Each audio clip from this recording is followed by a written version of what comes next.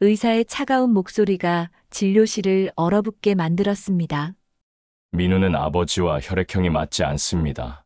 순간 정순이 벌떡 일어나며 승리의 미소를 지었죠. 거 봐라! 저 여자가 우리 집안을 능멸했어! 지연은 절규하며 외쳤습니다. 아니에요. 그럴 리가 없어요. 민우는 제 아들이 맞아요. 제 전부라고요. 안녕하세요, 여러분. 오늘도 마음을 따뜻하게 만드는 이야기와 함께 찾아뵙습니다. 오늘 들려드릴 이야기는 한 평범한 가정에서 벌어진 오해와 갈등, 그리고 진실을 통한 치유의 이야기입니다. 누군가의 인생 같고 어쩌면 내 이야기 같은 이 드라마. 계속 함께하고 싶다면 무료인 구독과 좋아요 버튼 꼭 눌러주세요. 그럼 오늘의 이야기 시작합니다. 서울 변두리 다세대 주택 2층, 작은 거실에 아침 햇살이 스며들고 있었습니다. 한지현은 5살 아들 민우의 머리를 쓰다듬으며 아침 식사를 준비하고 있었죠. 민우는 작은 식탁에 앉아 색연필로 그림을 그리고 있었는데 엄마의 얼굴을 그리려고 애쓰는 모습이 사랑스러웠습니다. 민우야, 밥 먹자. 지연의 목소리는 부드러웠지만 어딘지 모르게 지쳐 보였습니다. 35의 나이 한때 은행에서 일하며 당당했던 그 시절이 아득하게 느껴졌죠. 전업주부가 된 지 벌써 몇 년 하루하루가 반복되는 일상 속에서 자신을 잃어가는 듯한 기분이 들 때가 많았습니다. 작은 부엌에서 계란말이를 만들며 지연은 예전 은행에서 일하던 시절을 떠올렸습니다. 고객들과의 상담, 업무 성과로 받았던 인정, 동료들과의 즐거운 점심시간. 그 모든 것들이 이제는 꿈 같은 일처럼 느껴졌죠. 결혼과 함께 포기했던 직장 생활이 가끔은 그리웠지만 민우를 위해서는 어쩔 수 없는 선택이었다고 스스로를 위로했습니다. 민우가 숟가락을 들고 밥을 먹기 시작할 때 현관문이 열리는 소리가 들렸습니다. 시어머니 이정순이 장바구니를 들고 들어오는 모습이었죠. 67세의 정순은 전직 교사답게 늘 단정한 모습이었지만 며느리를 바라보는 눈빛은 언제나 차갑기만 했습니다. 또 늦잠 잤구나. 민우 아침도 제대로 못 챙겨주고. 정순의 첫마디는 언제나 지적이었습니다. 지연은 속으로 한숨을 쉬며 대답했죠. 어머님, 안녕하세요. 민우 밥 잘 먹고 있어요. 그래 봐야 뭐 대단한 음식이겠어. 내가 요리를 제대로 배운 적이 있나? 우리 윤호는 어려서부터 맛있는 음식만 먹고 자랐는데. 정수는 부엌을 훑어보며 혀를 찼습니다. 설거지가 조금 남아있는 것을 보고는 더욱 못마땅한 표정을 지었죠. 지연의 가슴이 답답해졌지만 민우 앞에서 언성을 높일 수는 없었습니다. 어머님께서 요리를 가르쳐 주시면 배우겠습니다.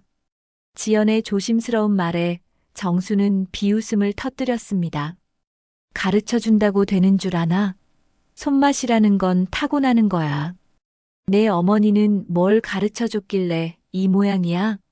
민우는 할머니와 엄마 사이의 긴장감을 눈치채고 있는 듯 불안한 표정을 지었습니다. 작은 손으로 지연의 옷자락을 잡으며 올려다보는 모습이 애처로웠죠. 엄마, 괜찮아요?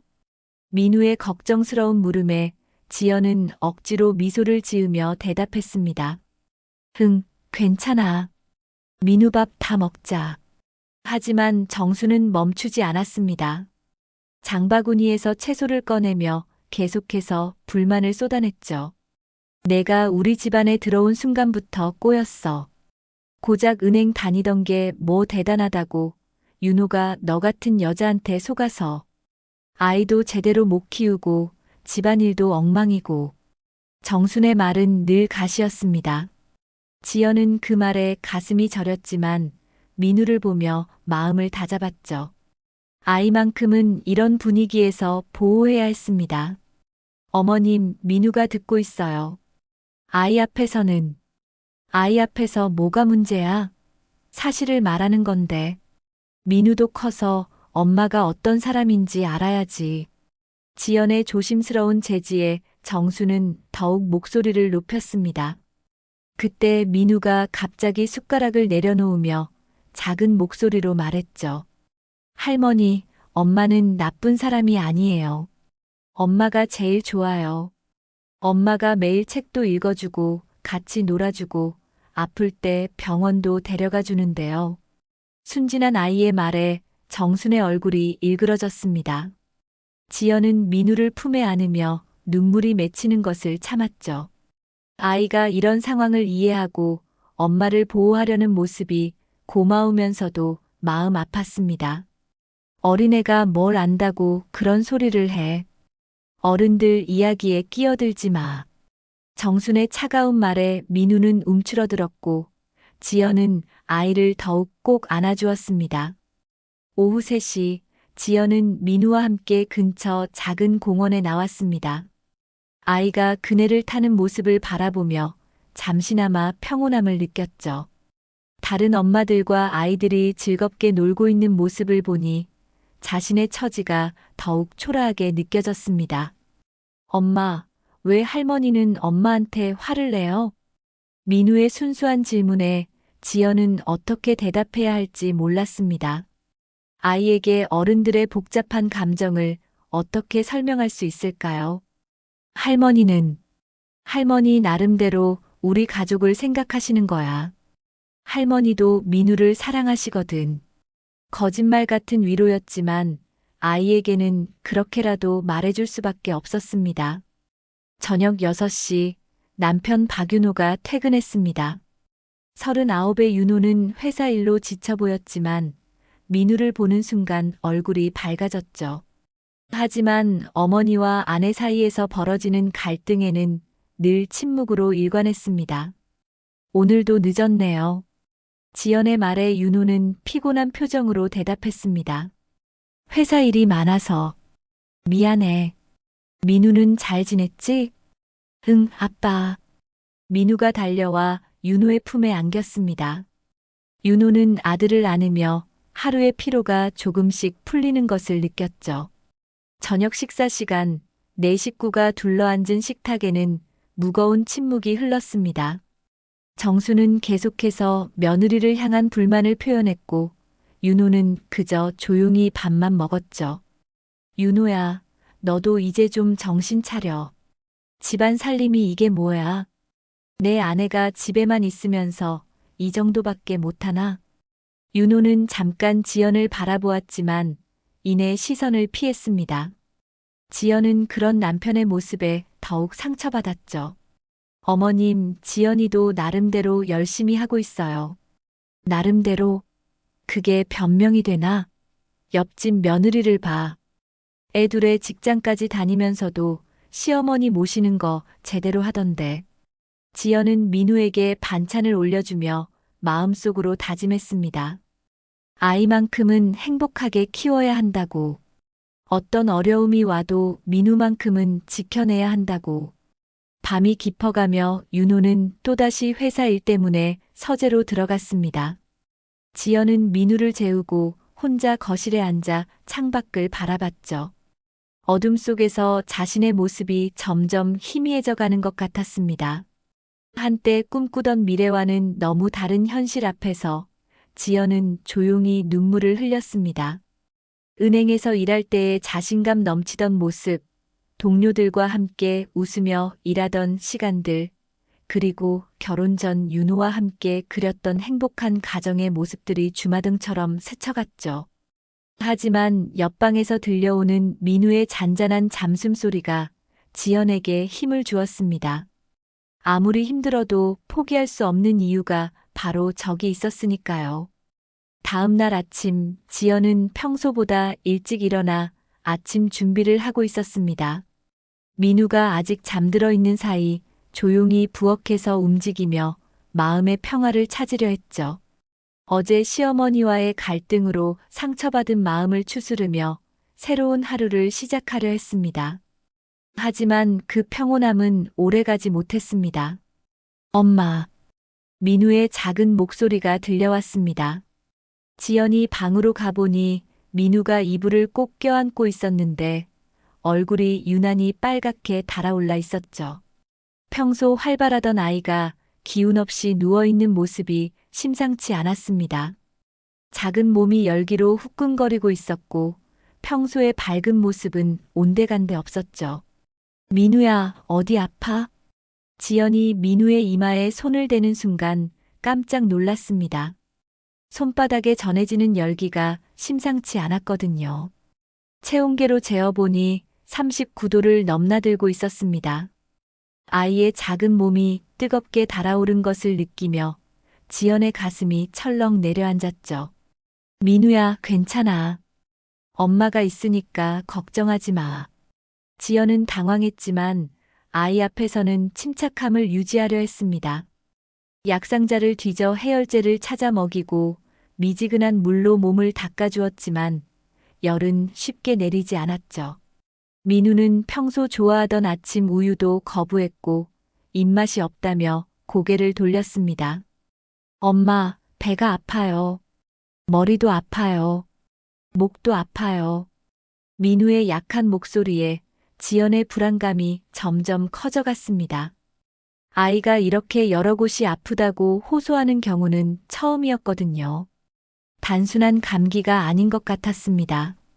1시간이 지나도 아이의 상태는 나아지지 않았고 오히려 점점 더 기운이 없어 보였죠.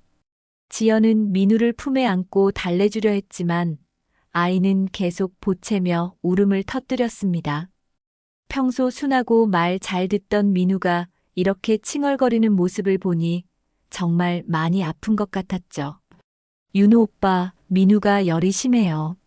39도가 넘어요. 병원에 가야 할 것 같은데.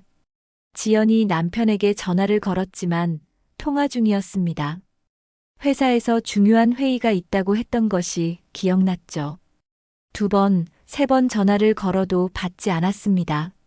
급한 상황에서 남편과 연락이 되지 않는 답답함과 무력감이 밀려왔습니다. 그때 정순이 장 보러 나갔다가 돌아와 방에 들어왔습니다. 민우의 울음소리를 듣고 급히 올라온 모습이었죠. 왜 이렇게 시끄러워? 민우가 어떻게 된 거야? 어머님, 민우가 갑자기 고열이 나서요. 39도가 넘어요. 병원에 가야 할 것 같은데. 정수는 민우의 이마를 만져보더니 혀를 찼습니다. 아이의 상태를 확인하면서도 표정은 못마땅하기만 했죠. 내가 관리를 어떻게 했길래 애가 이렇게 아프냐? 어제 찬바람 쐬게 하고 옷도 제대로 안 입히고. 내가 뭐라고 했어? 애는 보온이 제일 중요하다고 했잖아. 어머님, 어제 옷은 충분히 입혔어요. 그리고 지금은 그런 이야기 할 때가 아니에요. 민우를 병원에. 병원. 요즘 애들은 조금만 아파도 병원이야. 우리 때는 집에서 다 고쳤는데. 파스 붙이고 푹 자면 나아.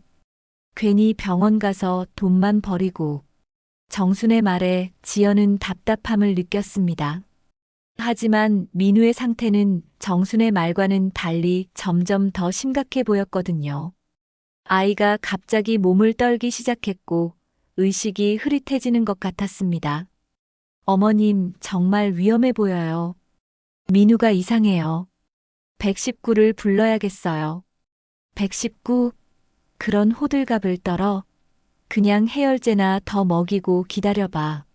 하지만 지연은 더 이상 참을 수 없었습니다. 엄마의 직감으로 느끼기에 민우의 상태가 보통이 아니었거든요. 정순의 만류에도 불구하고 전화기를 들려는 순간 민우가 갑자기 온몸을 경직시키며 쓰러졌습니다. 아이의 눈이 뒤로 돌아가고 온몸이 떨리는 모습을 본 지연은 비명을 질렀죠. 민우야, 민우야, 정신 차려. 지연은 떨리는 손으로 119에 신고했습니다. 정순도 이제야 상황의 심각성을 깨달았는지 얼굴이 창백해졌지만 여전히 며느리를 탓하는 말을 멈추지 않았죠. 내가 제대로 돌봤으면 이런 일이 생겼겠어? 우리 윤호 어렸을 때는 이런 적 한 번도 없었는데. 이런 병약한 핏줄이 어디서 온 거야? 응급차가 도착하기까지의 시간 동안 지연은 민우를 품에 안고 계속 말을 걸었습니다.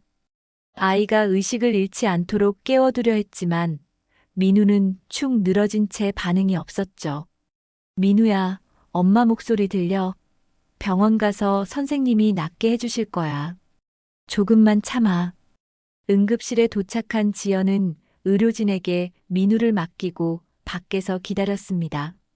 응급실 복도의 차가운 의자에 앉아 떨리는 손으로 윤호에게 다시 전화를 걸었지만 여전히 받지 않았죠. 가장 필요한 순간에 남편이 없다는 사실이 지연을 더욱 절망스럽게 만들었습니다. 정수는 복도 의자에 앉아 한숨을 쉬며 계속 중얼거렸습니다. 이 모든 게 다 내 탓이야. 애를 제대로 돌봤으면 이런 일이 생겼겠어? 음식도 제대로 못 해주고 밤에 이불도 제대로 안 덮어주고 2시간이 지나서야 의사가 나왔습니다. 중년의 소아과 의사는 심각한 표정을 짓고 있었죠.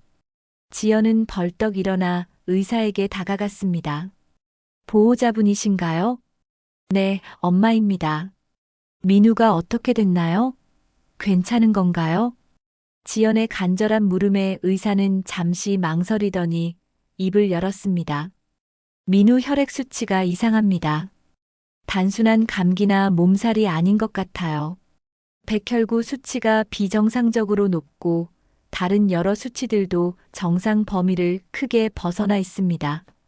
정밀 검사가 필요합니다. 의사의 말에 지연은 다리에 힘이 빠졌습니다. 정밀 검사라는 말이 무엇을 의미하는지 어렴풋이 알 수 있었거든요. 뭔가 심각한 병일 가능성이 높다는 뜻이었죠. 정밀 검사라면 어떤 검사인가요? 민우가 많이 아픈 건가요? 혈액 정밀 분석과 골수 검사, 그리고 몇 가지 추가 검사가 필요합니다. 정확한 진단을 위해서는 며칠이 걸릴 수 있어요. 비용은 대략 200만 원에서 300만 원 정도 예상됩니다. 200만 원에서 300만 원. 지연에게는 천문학적인 돈이었습니다.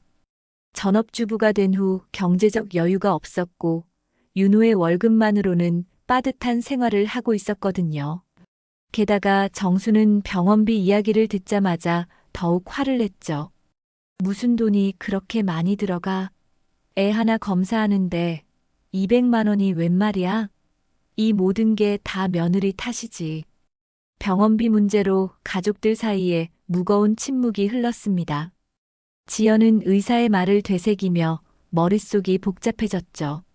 200만 원에서 300만 원이라는 돈이 없어서 아이의 치료를 미룰 수는 없었지만 당장 그 돈을 마련할 방법이 없었습니다.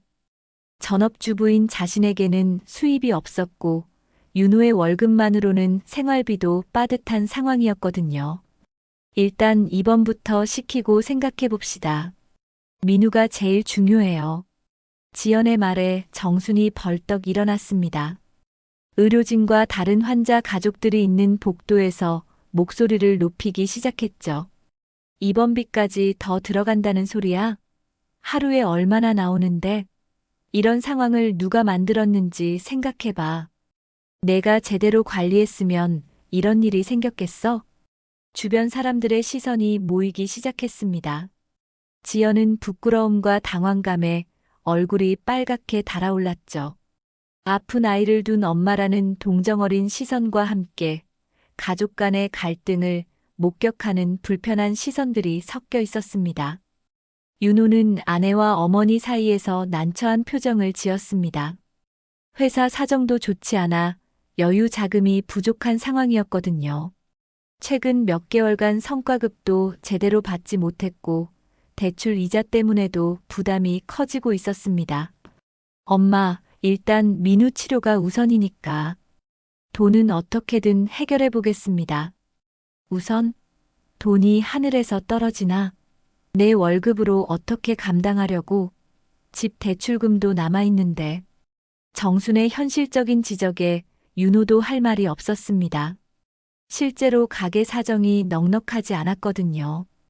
그때 의사가 다시 나타나 상황을 자세히 설명했습니다.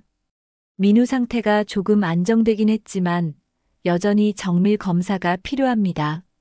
혈액 수치가 정상 범위를 크게 벗어나 있어서요.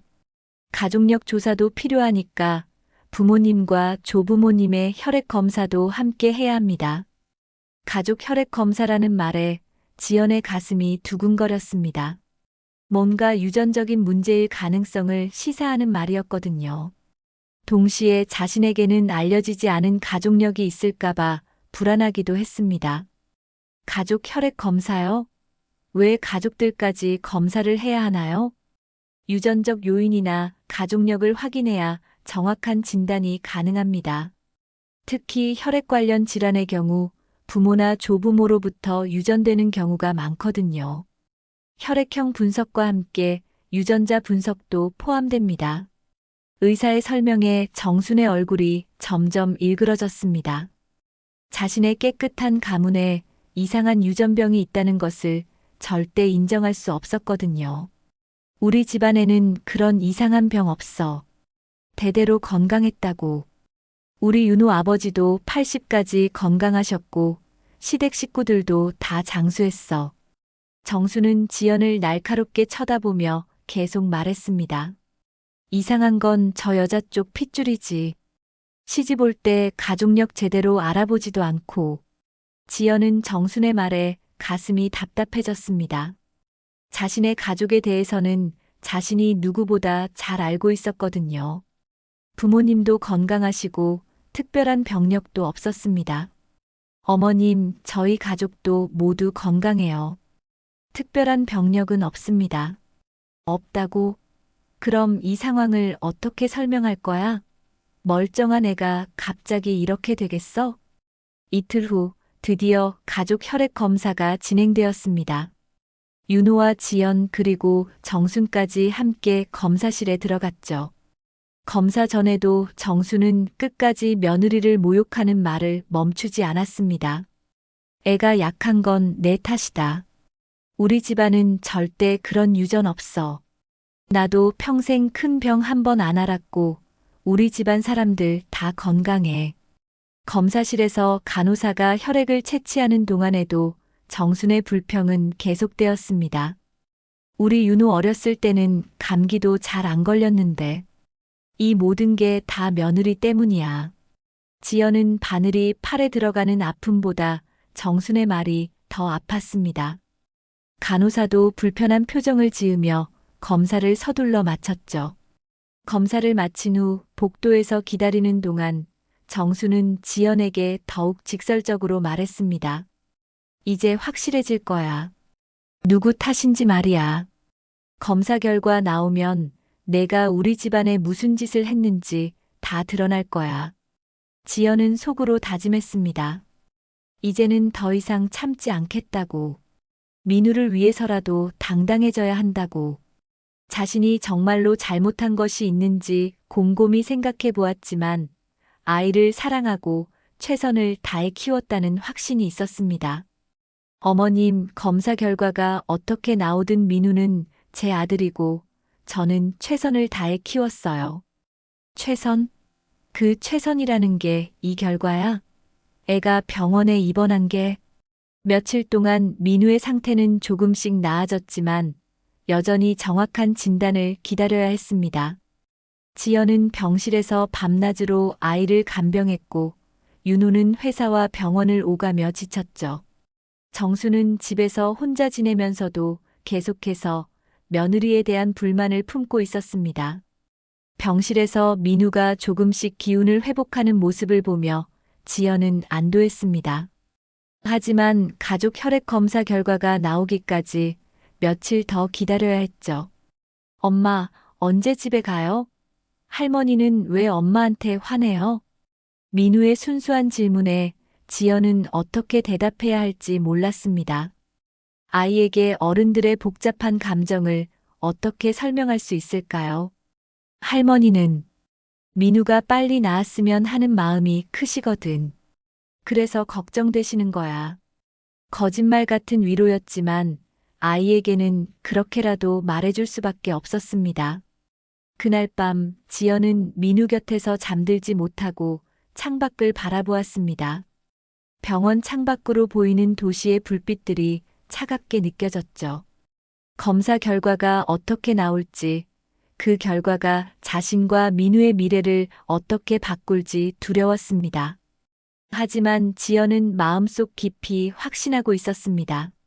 민우는 분명히 자신의 아들이고 무슨 일이 있어도 지켜내겠다고, 그 어떤 검사 결과가 나와도 흔들리지 않겠다고 다짐했죠. 민우야, 엄마가 지켜줄게. 무슨 일이 있어도. 민우는 엄마의 속삭임을 들으며 편안하게 잠들어갔습니다. 작은 얼굴에 미소가 스쳐 지나가는 것을 본 지연은 희망을 잃지 않기로 했죠. 검사 결과가 나오기 전날 밤 지연은 민우 곁에서 잠들지 못하고 있었습니다. 아이는 링거를 맞으며 조금씩 안정을 되찾고 있었지만 여전히 창백한 얼굴로 깊은 잠에 빠져 있었죠. 지연은 민우의 작은 손을 잡으며 내일 나올 결과에 대한 불안감에 휩싸여 있었습니다. 새벽 2시쯤 목이 말라 물을 마시러 복도로 나온 지연은 멀리서 들려오는 낮은 목소리에 발걸음을 멈췄습니다. 복도 끝 자판기 근처에서 윤호와 정순이 조용히 대화를 나누고 있었거든요. 지연은 자신도 모르게 발걸음을 죽이고 다가갔습니다. 엄마, 정말 걱정돼요. 민우가 이렇게 아픈 적이 없었는데. 윤호의 목소리에는 진심 어린 걱정이 담겨 있었습니다. 하지만 정순의 대답은 지연의 예상을 뛰어넘는 충격적인 것이었죠. 윤호야, 엄마가 한 가지 물어볼 게 있어. 혹시 민우가 정말 내 아이가 확실해? 정순의 말에 윤호는 잠시 당황한 기색을 보였습니다. 하지만 곧이어 나온 윤호의 대답은 지연의 심장을 얼어붙게 만들었죠. 엄마, 혹시 제 아이가 아닐 수도 있잖아요. 지연이가 결혼 전에 다른 남자랑. 지연은 귀를 의심했습니다. 자신의 남편이 아내의 정절을 의심하고 있다니. 다리에 힘이 빠져 벽에 기댈 수밖에 없었죠. 그래, 내 생각도 그래. 우리 집안 핏줄에는 이런 병약한 기운이 없어. 민우가 태어났을 때부터 뭔가 이상하다고 생각했어. 정순의 말에 윤호는 조심스럽게 대답했습니다. 하지만 엄마, 확실한 건 아니잖아요.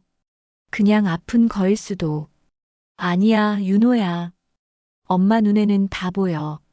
민우가 태어났을 때부터 우리 집안 사람들과는 다른 느낌이었어. 얼굴도 그렇고 성격도 그렇고 내 어렸을 때와는 완전히 달라. 지연은 숨을 죽이고 그들의 대화를 계속 들었습니다. 자신이 사랑하는 남편과 시어머니가 자신과 민우에 대해 이런 의혹을 품고 있었다는 사실에 온몸이 떨렸죠. 그럼 어떻게 해야 할까요, 엄마? 윤호의 질문에 정순이 단호하게 대답했습니다. 그러면 잘 됐다. 검사 결과로 확실해지면 그 여자 집안 완전히 내쫓아버리면 돼. 이혼하고 위자료도 한 푼 안 줘도 되고. 정순의 차가운 말에 지연은 눈물이 솟구쳤습니다. 남편마저 나를 의심하다니.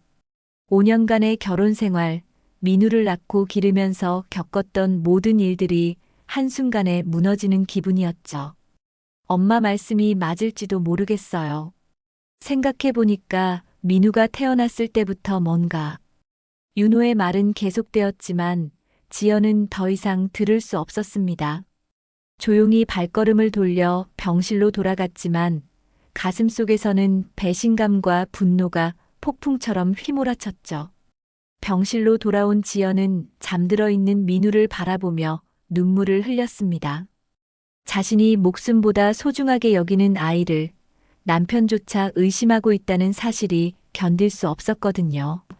민우야, 엄마가 지켜줄게. 아무도 우리를 믿지 않아도 엄마는 알고 있어. 너는 분명히 엄마 아들이야. 다음 날 아침 윤호와 정순이 병실을 찾아왔을 때 지연은 그들을 바라보는 시선이 달라져 있었습니다. 어젯밤 들었던 대화 때문에 마음에 깊은 상처를 받았지만 표면적으로는 평정심을 유지하려 했죠. 민우 어째? 밤에 잘 잤어? 윤호의 물음에 지연은 차갑게 대답했습니다. 네, 잘 잤어요. 열도 조금 내렸고요. 평소와 다른 지연의 냉담한 태도에 윤호는 이상함을 느꼈지만 크게 신경 쓰지 않았습니다. 병원 생활로 스트레스 받는 것으로 생각했거든요. 검사 결과 언제 나온다고 했어? 오늘 오후에 나온다고 했어요. 지연의 간단한 대답에 정수는 만족스러운 표정을 지었습니다. 드디어 자신의 의혹이 사실로 밝혀질 날이 온 것 같았거든요. 그래, 오늘이면 모든 게 확실해지겠네. 누구 핏줄에 문제가 있는지 말이야. 정순의 말에 지연은 더 이상 참을 수 없었습니다. 어젯밤 들었던 대화가 머릿속에서 맴돌았고 분노가 치밀어 올랐죠. 어머님, 저는 민우의 친어머니입니다. 그리고 민우는 분명히 윤호 오빠의 아들이에요. 친어머니? 그게 확실해? 요즘 세상에 못 믿을 일이 얼마나 많은데. 정순의 노골적인 의심에 지연의 목소리가 떨렸습니다. 어머님, 어떻게 그런 말씀을 하실 수 있어요? 저를 뭘로 보시는 거예요? 뭘로 보냐고? 애 하나 제대로 못 키우는 며느리로 보지. 그리고 이상한 핏줄 가진 여자로. 윤호는 어머니와 아내의 갈등이 격해지는 것을 보며 중재하려 했습니다. 엄마, 지연아, 그만해요. 민우가 깰 수도 있어요. 하지만 지연의 분노는 이미 폭발 직전이었습니다. 어젯밤 남편의 배신적인 말을 들었기 때문에 더욱 참을 수 없었거든요. 윤호 오빠도 저를 의심하시는 거죠? 어젯밤에 어머님과 나눈 대화 저도 들었어요. 윤호의 얼굴이 순간 하얗게 질렸습니다. 자신들의 대화를 지연이 들었다는 사실에 당황했죠. 지연아, 그게 뭐예요? 민우가 오빠 아들이 아닐 수도 있다고 하셨잖아요. 저를 어떤 여자로 보시는 거예요? 지연의 목소리는 떨리고 있었지만 동시에 분노로 가득 차 있었습니다. 정수는 오히려 이 상황을 기회로 여겼죠. 거봐, 내 말이 맞다니까. 떳떳하면 왜 그렇게 화를 내? 후려는 게 있으니까 그러지. 어머님, 저는 후린 게 없어요. 민우는 분명히 윤호 오빠와 제 아들이에요. 말은 누구나 할 수 있어. 오늘 결과 나오면 확실해질 거야. 오후 3시 드디어 의사가 검사 결과를 가지고 나타났습니다. 가족들은 긴장한 채로 진료실에 들어갔죠. 의사의 표정이 평소와 달리 심각해 보였습니다. 검사 결과가 나왔습니다. 민우의 건강 상태와 관련해서 말씀드릴 게 있습니다. 의사는 잠시 망설이더니 충격적인 말을 꺼냈습니다. 민우는 아버지와 혈액형이 맞지 않습니다. 일반적으로 부자 관계에서는 나타날 수 없는 혈액형 조합입니다. 순간 진료실 안의 공기가 얼어붙었습니다. 정순의 얼굴에는 승리의 미소가 번졌고 윤호는 충격받은 표정으로 지연을 바라봤죠. 지연은 머리가 하얗게 되는 것을 느꼈습니다. 그게 무슨 말씀이세요? 지연의 떨리는 목소리에 의사가 다시 설명했습니다. 혈액형 유전 법칙상 박윤호 씨와 민우는 부자 관계가 될 수 없습니다. 추가 확인이 필요하겠지만 그 순간 정순이 소리쳤습니다. 꺼봐라. 저 여자가 우리 집안을 능멸했어. 내가 뭐라고 했어. 진료실이 순식간에 아수라장이 되었습니다. 지연은 억울함에 목소리를 떨며 외쳤죠. 그럴 리가 없어요. 민우는 제 아들입니다. 제 전부예요. 검사를 다시 해보세요. 하지만 모든 시선이 지연을 향했고 의욕과 비난의 눈초리들이 그녀를 짓눌렀습니다. 윤호조차 충격받은 표정으로 아내를 바라보고 있었죠. 마침내 검사 결과가 공개되는 날이 왔습니다. 지연은 밤새 뒤척이며 잠들지 못했고 아침부터 가슴이 두근거렸죠.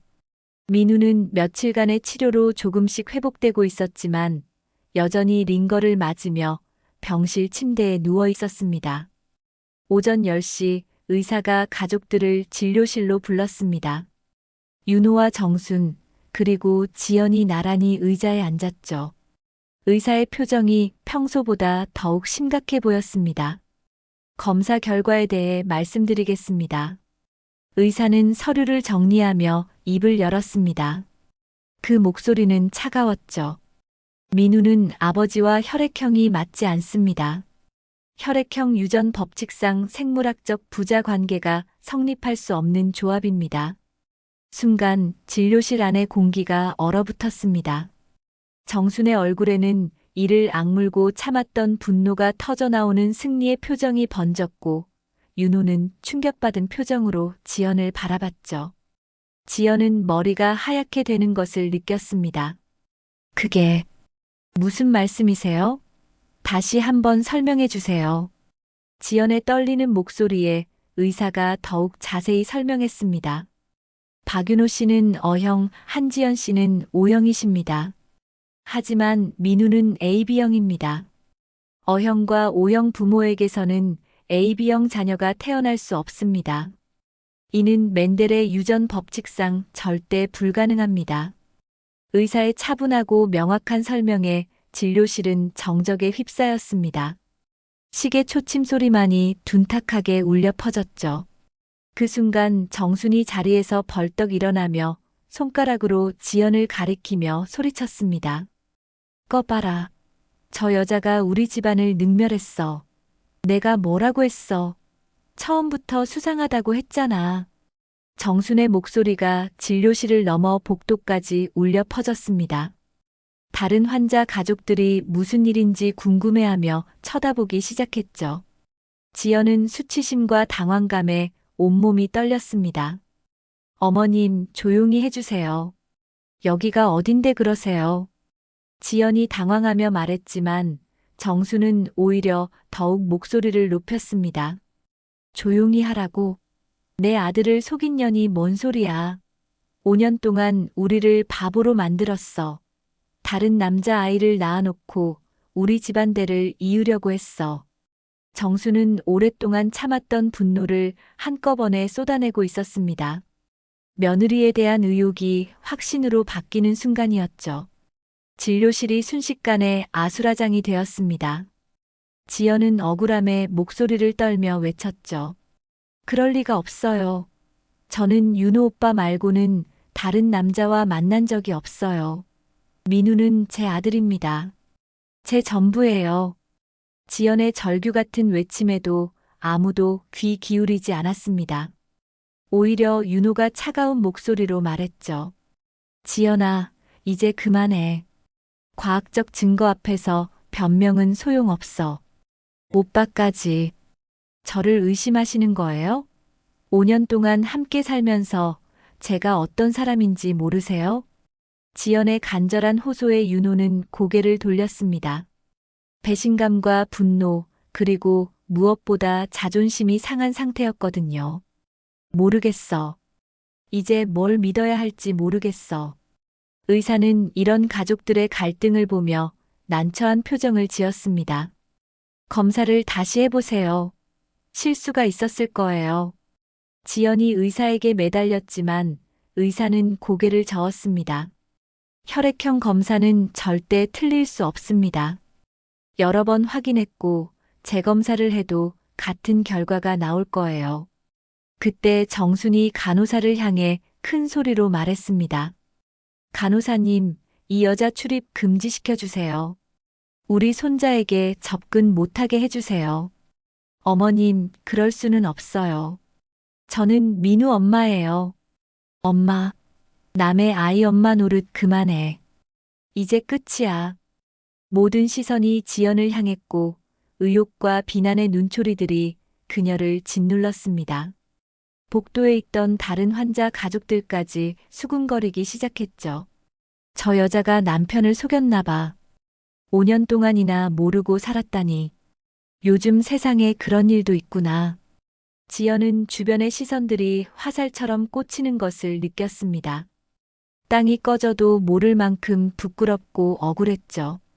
윤호는 진료실에서 나와 복도 끝으로 걸어갔습니다.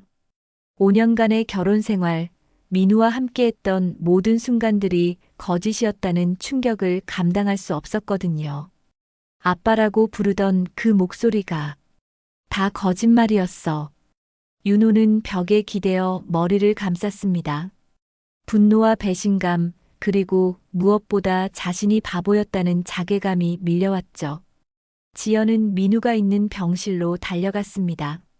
아이는 여전히 링거를 맞으며 잠들어 있었죠. 지연은 민우 곁에 앉아 아이의 손을 꼭 잡았습니다. 민우야, 엄마가 어떻게 해야 할까? 모든 사람이 우리를 의심하는데. 그때 정순과 윤호가 병실로 들어왔습니다. 정순의 얼굴에는 차가운 분노가 서려 있었죠. 짐 싸고 나가. 더 이상 우리 집에 있을 자격 없어. 정순의 매정한 말에 지연은 마지막으로 애원했습니다. 민우만은 제가 돌볼 수 있게 해주세요. 아이 엄마는 저예요. 엄마, 남의 아이 엄마 노릇 그만해. 민우는 이제 우리가 키울 거야. 안 돼요. 민우는 제 아들이에요. 아무도 민우를 저에게서 뺏을 수 없어요. 지연의 절규에 민우가 잠에서 깨어났습니다. 아이는 어른들의 큰 소리에 놀라 울음을 터뜨렸죠. 엄마, 왜 울어요? 할머니는 왜 화내요? 민우의 순수한 물음에 지연은 더욱 마음이 아팠습니다. 아이에게 이 복잡한 상황을 어떻게 설명할 수 있을까요? 민우야, 괜찮아. 엄마가 있어. 하지만 정수는 무정하게 말했습니다. 민우야, 할머니가 앞으로 돌봐줄 거야. 저 아주머니는 이제 우리 집에 없을 거야. 아주머니, 저는 엄마인데요. 민우 엄마예요. 민우는 혼란스러운 표정으로 어른들을 바라봤습니다. 5살 아이가 이해하기에는 너무 복잡한 상황이었죠. 지연은 순식간에 집안에서 쫓겨나게 되었습니다. 5년간 살았던 집, 민우와 함께 만든 추억들, 그 모든 것들이 한순간에 사라져버렸죠. 무엇보다 사랑하는 아들 민우와 헤어져야 한다는 현실이 가장 견디기 어려웠습니다. 병원 로비에서 지연은 작은 가방 하나만 들고 혼자 서 있었습니다. 갈 곳도 없고 믿어줄 사람도 없는 절망적인 상황이었죠. 절망한 지연은 갈 곳이 없어 결국 친정으로 향했습니다. 오랜만에 찾은 친정집 문을 두드리는 손이 떨렸죠. 어머니 박순자가 문을 열었을 때 딸의 초라한 모습을 보고 깜짝 놀랐습니다. 지연아, 왜 이렇게 갑자기? 민우는 어디 있어? 어머니의 걱정스러운 물음에 지연은 그동안 참았던 눈물이 터져 나왔습니다. 친정 거실에 앉아 모든 상황을 설명하는 동안 순자의 얼굴은 점점 굳어갔죠. 그래서 민우가 윤호와 혈액형이 안 맞는다고? 그게 무슨 소리야? 엄마, 저도 이해가 안 가요. 민우는 분명히 윤호 오빠 아들인데. 의사는 과학적으로 불가능하다고 하고.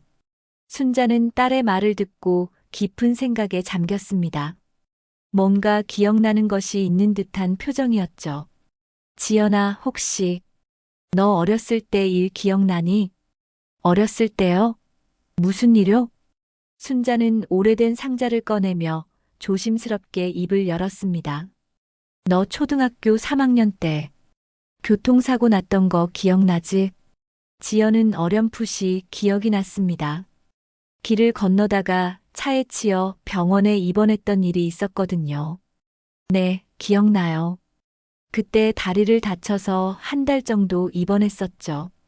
그때 내가 피를 많이 흘려서 응급 수혈을 받았어. 순자의 말에 지연은 고개를 갸웃했습니다. 그때는 어려서 자세한 상황을 잘 몰랐거든요. 수혈을 받았다고요? 응급 상황이었어. 내가 의식을 잃고 생명이 위험했거든. 그때 받은 혈액이 희귀형이었어. 순자는 오래된 병원 기록을 꺼내 보였습니다.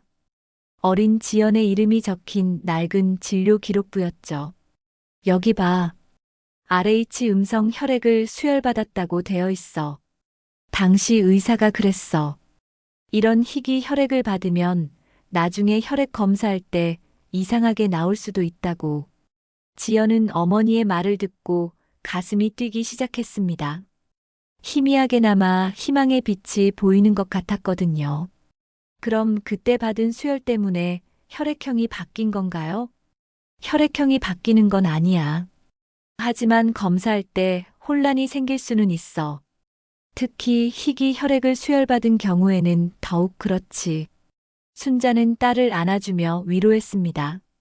그래서 내 아이도 그 흔적을 이어받았을 수 있단다. 민우의 혈액형이 특이하게 나온 것도 그 때문일 거야. 지연은 모든 퍼즐이 맞춰지는 순간을 느꼈습니다. 어린 시절의 교통사고, 응급수혈, 그리고 지금의 상황까지 모든 것이 연결되는 것 같았거든요. 엄마, 이 기록을 가지고 병원에 가면 될까요? 윤호 오빠와 어머님께 설명할 수 있을까요? 물론이지. 진실은 밝혀져야 해. 민우는 분명히 내 아이야. 하지만 순자의 얼굴에는 걱정이 서려 있었습니다. 이미 의심의 씨앗이 뿌려진 상황에서 이 설명이 받아들여질지 확신할 수 없었거든요. 하지만 지연아, 사람들이 믿어줄까? 이미 마음을 굳힌 것 같은데. 지연은 결심을 굳혔습니다. 진실을 밝혀내야 했고 민우를 되찾아야 했죠. 엄마, 저는 포기할 수 없어요. 민우는 제 아들이에요. 설사 전 세상이 의심해도 저는 확신해요. 다음 날 지연은 친정 어머니와 함께 병원으로 향했습니다. 순자는 딸을 위해 모든 자료를 준비해 왔죠. 어린 지연의 수술 기록, 수혈 기록, 그리고 당시 담당 의사의 소견서까지 모두 가져왔습니다. 병원에 도착한 지연은 윤호에게 전화를 걸었습니다. 오빠, 저예요. 중요한 이야기가 있어요. 병원으로 와주세요. 지연아, 이제 그만해. 더 이상 만날 이유 없어. 윤호의 차가운 목소리에 지연은 간절하게 말했습니다. 오빠, 제발 한 번만 들어보세요. 정말 중요한 증거가 있어요. 민우와 관련된. 결국 윤호와 정순이 병원에 나타났습니다. 정순은 지연을 보자마자 험악한 표정을 지었죠. 또 무슨 거짓말을 지어낼 거야? 과학적 증거 앞에서 변명은 소용없어. 지연은 순자가 가져온 자료들을 펼쳐놓았습니다. 이것 좀 보세요. 제가 어렸을 때 교통사고로 응급수혈을 받았던 기록이에요. 의사에게도 이 자료들을 보여주며 설명을 요청했습니다. 의사는 기록들을 자세히 살펴보더니 고개를 끄덕였죠. 아, 이런 경우가 있을 수 있겠네요. RH 음성 혈액을 수혈받으신 기록이 있으시군요. 그게 무슨 뜻인가요? 윤호가 조심스럽게 물었습니다. 정순도 귀를 기울이고 있었죠.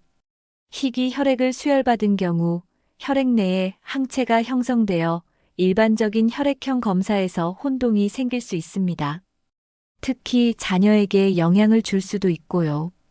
의사의 설명에 지연은 희망을 느꼈습니다. 하지만 정수는 여전히 의심스러운 표정이었죠.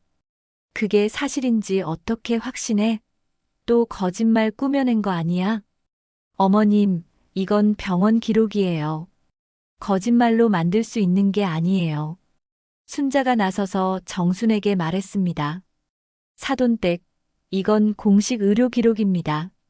당시 담당 의사 소견서도 있어요. 하지만 정수는 쉽게 수긍하지 않았습니다. 이미 며느리에 대한 불신이 뿌리 깊이 박혀 있었거든요. 지연은 모든 퍼즐이 맞춰지는 순간 전율을 느꼈습니다. 어린 시절의 사고, 응급수혈, 그리고 지금 민우에게 나타난 혈액 이상까지 모든 것이 연결되어 있었던 것이죠. 민우는 분명히 내 아이. 진실은 드러날 거야. 지연은 마음속으로 다짐했습니다. 이제 정확한 진실을 밝혀낼 차례였죠. 지연의 설명을 들은 후에도 정수는 여전히 의심의 눈초리를 거두지 않았습니다. 오랫동안 품어왔던 며느리에 대한 불신이 하루아침에 사라질 리 없었거든요. 그런 옛날 기록을 갑자기 들고 와서 무슨 소용이야? 지금 와서 변명해봤자 소용없어. 정순의 완고한 태도에 지연은 답답함을 느꼈습니다. 하지만 포기할 수는 없었죠. 민우를 되찾기 위해서라도 진실을 밝혀내야 했습니다. 어머님, 제발 한 번만 믿어주세요. 정확한 검사를 다시 해보자고요. 지연의 간절한 요청에 담당 의사가 개입했습니다. 혈액형 혼동 가능성이 있다면 더 정확한 검사 방법이 있습니다. 유전자 검사, 즉 DNA 검사를 해보시는 게 어떨까요? 의사의 제안에 윤호가 고개를 들었습니다. 지난 며칠간 혼란스러웠던 마음에 조금의 정리가 필요했거든요. DNA 검사요? 그게 확실한 건가요? 네, DNA 검사는 99.9% 이상의 정확도를 가지고 있습니다. 부모와 자녀 관계를 명확하게 판별할 수 있어요. 정수는 이 제안을 반대했습니다. 이미 결론을 내린 상황에서 다시 검사를 할 이유가 없다고 생각했거든요. 무슨 검사를 또 해? 이미 결과 나왔잖아. 돈만 더 버리는 일이야. 하지만 지연은 포기할 수 없었습니다. 저희가 비용을 부담하겠습니다. 제발 한 번만 더 기회를 주세요. 순자가 딸을 도우며 말했습니다. 사돈댁, 정확한 검사를 해서 확실히 하는 게 좋겠어요. 의혹은 풀어야 하지 않겠어요? 결국 DNA 검사가 진행되기로 결정되었습니다. 윤호도 마음 한구석에서는 진실을 확인하고 싶었거든요.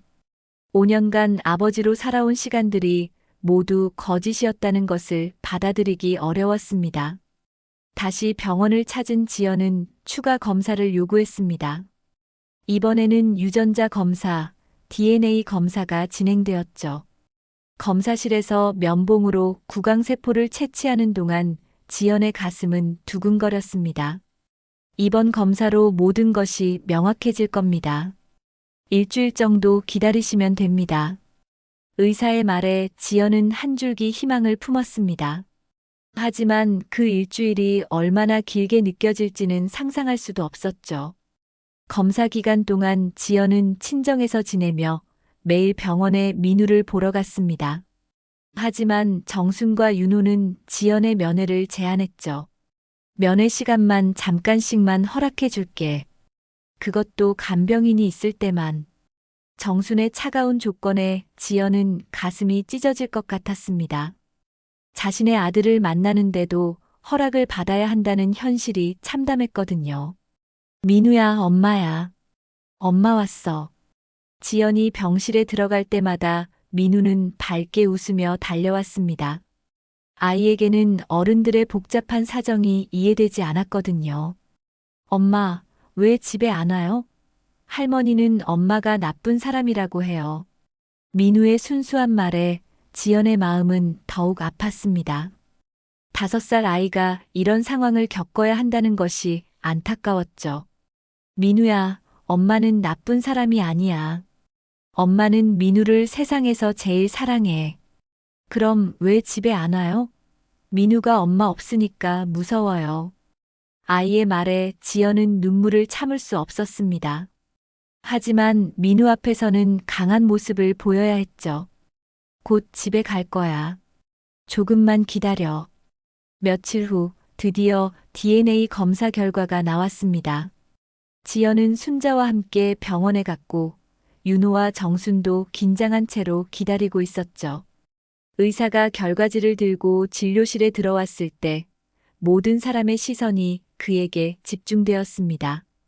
DNA 검사 결과를 말씀드리겠습니다. 의사는 잠시 망설이더니 결과지를 내밀었습니다. 아이의 친부모는 박윤호 씨와 한지연 씨가 맞습니다. 친자 확률 99.9%입니다. 진료실에 정적이 흘렀습니다. 정수는 믿을 수 없다는 표정으로 결과지를 다시 확인했죠. 그럼 혈액형 검사는 뭐였어? 왜 안 맞는다고 했어? 의사가 자세히 설명했습니다. 혈액 이상은 지연 씨가 과거 받은 수혈의 영향으로 나타난 결과입니다. 희귀 혈액 수혈로 인해 항체가 형성되어 일반적인 혈액형 검사에서 오류가 발생한 것이죠. 윤호는 결과지를 여러 번 다시 읽어보았습니다. 민우가 정말 자신의 아들이라는 사실을 받아들이기까지 시간이 필요했거든요. 정수는 얼굴이 하얗게 질렸습니다. 자신이 며느리를 그토록 모욕하고 의심했던 것이 모두 잘못된 것이었다는 사실을 깨달았죠. 그럼 내가 며느리를 괜히. 지연은 차갑게 말했습니다. 어머님, 가족을 핏줄로만 재단하지 마세요. 진심으로 지켜내야 가족입니다. 지연의 말에는 그동안 받았던 상처와 분노가 고스란히 담겨 있었습니다. 정수는 처음으로 자신의 잘못을 깨달았죠. 윤호도 아내에게 다가가려 했지만 지연은 한 걸음 물러섰습니다. 오빠도 저를 의심하셨잖아요.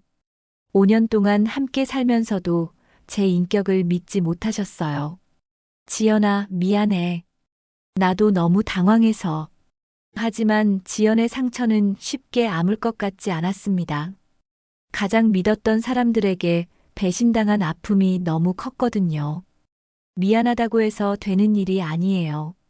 저와 민우가 얼마나 힘들었는지 아세요? 민우는 이런 어른들의 갈등을 이해할 수 없었지만 엄마가 울고 있다는 것만은 알 수 있었습니다. 엄마, 왜 울어요? 이제 집에 가는 거죠? 아이의 순수한 질문에 어른들은 모두 숙연해졌습니다.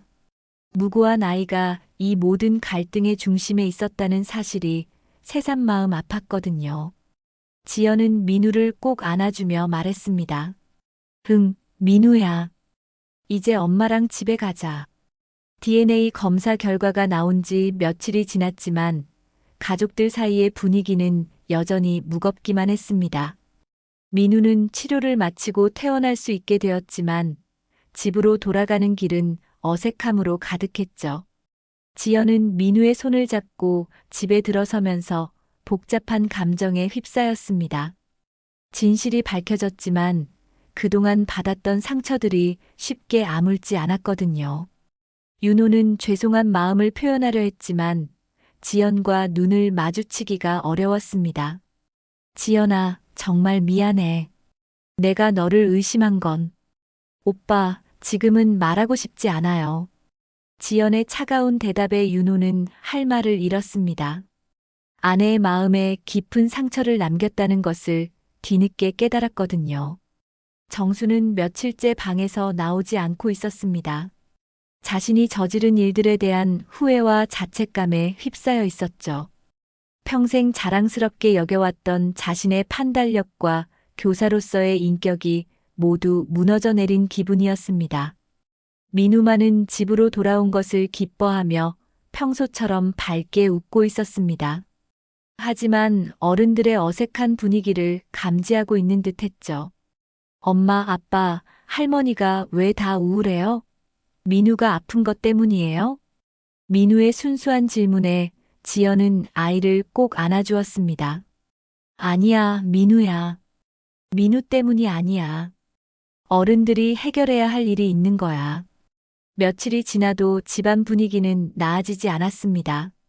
지연은 윤호와 대화를 피했고 정수는 여전히 방에서 나오지 않았죠.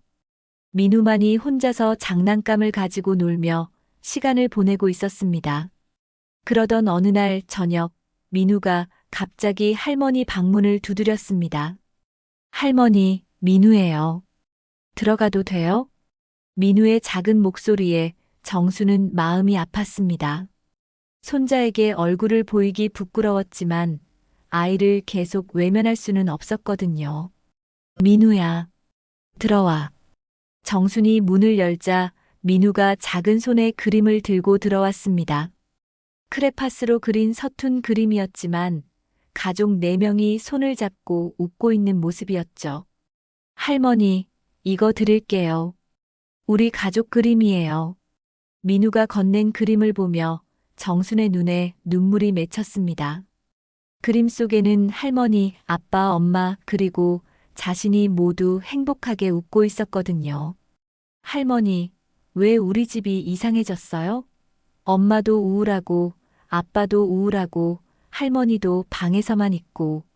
민우의 말에 정수는 더 이상 참을 수 없었습니다. 무릎을 꿇고 민우 앞에서 눈물을 흘렸죠. 미안하다, 민우야. 할머니가 나쁜 할머니였어. 엄마한테 나쁜 말 많이 했어. 할머니가 나쁜 사람이에요? 응. 할머니가 엄마를 미워해서 나쁜 말 했어. 그런데 할머니가 틀렸어. 엄마는 정말 좋은 사람이야. 정수는 오랫동안 억눌러왔던 감정들을 토해냈습니다. 며느리에 대한 편견과 질투, 그리고 자신의 고집스러움이 얼마나 큰 상처를 남겼는지 깨달았거든요. 민우야, 할머니가 엄마한테 사과할게. 그리고 이제 다시는 엄마를 슬프게 하지 않을게. 민우는 할머니의 말을 이해하지는 못했지만 할머니가 울고 있다는 것만은 알 수 있었습니다. 할머니, 울지 마세요. 민우가 안아줄게요. 아이의 따뜻한 위로에 정수는 더욱 눈물을 흘렸습니다. 자신이 얼마나 어리석었는지 뼈저리게 느꼈거든요. 그날 밤 정수는 용기를 내어 거실로 나왔습니다. 지연은 민우와 함께 책을 읽어주고 있었죠. 평화로운 모녀의 모습을 보며 정수는 가슴이 찡했습니다. 지연아. 정순의 조심스러운 부름에 지연이 고개를 들었습니다. 시어머니의 얼굴에는 그동안 보지 못했던 진심 어린 후회가 담겨 있었죠. 할머니가 왔네, 민우야. 민우는 할머니를 보며 환하게 웃었습니다. 하지만 지연은 여전히 경계하는 눈빛이었죠. 어머님, 무슨 일이세요? 정수는 지연 앞에 앉으며 깊게 고개를 숙였습니다. 지연아, 정말 미안하다. 할머니가 너무 잘못했어. 정순의 진심 어린 사과에 지연은 당황했습니다. 그동안 한 번도 사과하지 않았던 시어머니가 이렇게 고개를 숙이는 모습을 본 적이 없었거든요. 너를 그렇게 의심하고 상처 주고 정말 용서받을 수 없는 일을 했어. 어머님, 특히 민우 앞에서 엄마를 모욕한 건 정말 할머니가 잘못했어. 민우야, 할머니가 엄마한테 나쁜 말해서 미안해. 민우는 할머니의 말을 듣고 고개를 끄덕였습니다. 할머니, 이제 엄마한테 나쁜 말 안 할 거죠? 응, 민우야. 할머니가 약속할게. 이제 다시는 엄마를 슬프게 하지 않을게. 그때 윤호도 거실로 나왔습니다. 며칠 동안 괴로워하던 얼굴에는 깊은 후회가 담겨 있었죠. 지연아, 나도 정말 미안해. 너를 의심한 건 변명의 여지가 없어. 지연은 남편과 시어머니의 사과를 들으며 복잡한 감정에 휩싸였습니다. 분노와 상처, 그리고 가족에 대한 그리움이 뒤섞여 있었거든요. 저도 어머님을 용서하고 싶습니다. 우리 민우를 위해 진짜 가족이 되어야 하지 않을까요? 지연의 말에 정수는 더욱 눈물을 흘렸습니다. 며느리의 너그러운 마음에 자신이 얼마나 부끄러운 사람인지 깨달았거든요. 고마워, 지연아. 정말 고마워. 윤호도 아내 곁에 앉으며 조심스럽게 말했습니다. 우리 다시 시작할 수 있을까? 정말 좋은 가족이 되고 싶어. 민우가 가족들 사이에 끼어들며 밝게 웃었습니다. 이제 우리 다시 행복한 가족이에요? 아이의 순수한 질문에 모든 어른들이 미소를 지었습니다. 밖으로 내리는 잔잔한 봄비가 창문을 적시고 있었습니다. 창밖 풍경처럼 집안에는 조금 늦게 찾아온 화해의 기운이 감돌았죠. 오해와 갈등으로 얼룩졌던 시간들이 있었지만 진실과 사랑이 결국 모든 것을 치유해 주었습니다. 지연은 민우를 품에 안으며 생각했습니다.